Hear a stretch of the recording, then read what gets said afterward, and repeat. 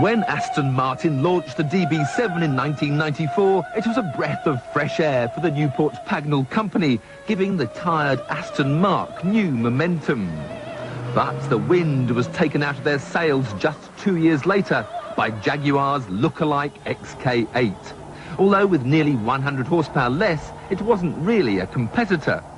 Until they introduced the XKR version, which, like the Aston, has a supercharged V8, produces more power and is still over £30,000 cheaper. Now Aston are fighting back. They've launched a range of works-prepared options. Take your DB7 to Newport Pagnell and they'll fit 4 new wheels, some improved elliptically grooved disc brakes, 6 new high-tech Coney dampers, and mount your steering rack on bits of Prestolon, which all helps it to do, well, this. I think we'll start with the traction control off.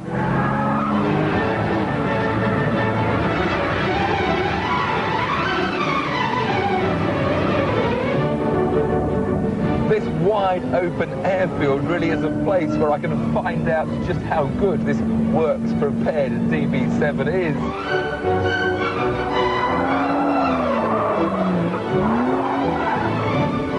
When the DB7 first came out, I have to say I wasn't that impressed with its handling. It rolled too much, there wasn't enough feedback through the steering, the brakes were a bit squirmy, they faded. And I'm happy to say that Aston have really looked at all these points, and these new Coney shock absorbers give the car a whole new poise. So I can turn in, I can feel what's happening, catch the slides, power it out. Your trust in the car is enhanced by the all-important feel of grip being greatly improved by the new, more pliant rack-mounting material. Now those elliptical grooves in the discs aren't just for good looks. They do the same job as the cross-drilling normally seen in competition discs. But the point is, they do it more quietly. So now the DB7 has got very effective non-fade discs.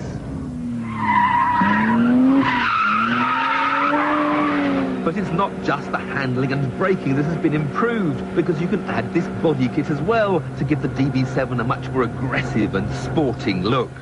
Of course, all this doesn't come cheap. The body kit alone is the best part of £9,000, and the full suspension workover an extra 17, pushing the price of this DB7 up to a whopping £115,000. Now, the engine hasn't been tweaked at all, so it's still not going to be faster in a straight line than the more powerful XKR. But at least it has got a manual gearbox for the enthusiastic driver to enjoy.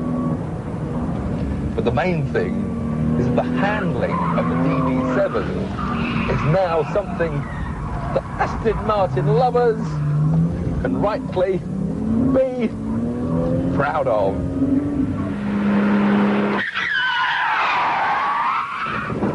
Okay, so you can almost buy 2 XKRs for the price of this works-prepared DB7. But what you now get with this Aston is a car which is not only far more exclusive, but one which now out-handles the big cat. I wonder what Jaguar's answer to this is going to be.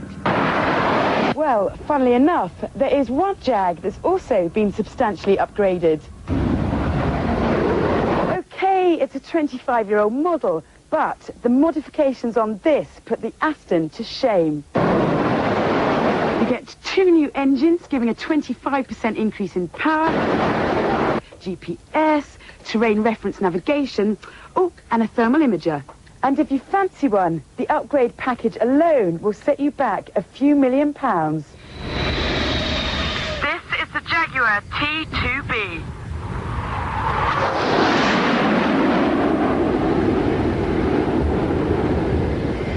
Stuffing loads of gizmos into these 25-year-old planes may seem a bit like putting a CD multi-changer in an Austin 7, but in reality, it means we get 50 viable frontline fighters for another 10 years, for a fraction of the price of Manchester United.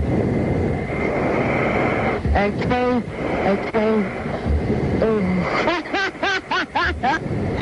If you've got the right staff, they'll actually pay you to do this.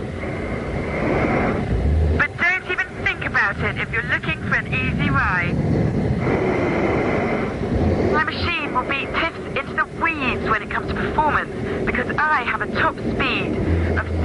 100 miles an hour. I've also got 30,000 pounds of thrust and can pull 6G in a bend, which makes it a far better handling machine than the Aston. Unlucky tip.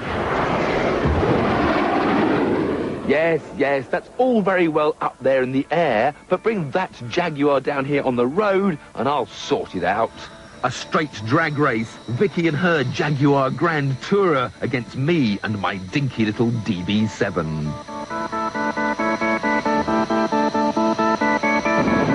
Give it your best. You've got no chance, boy. No chance.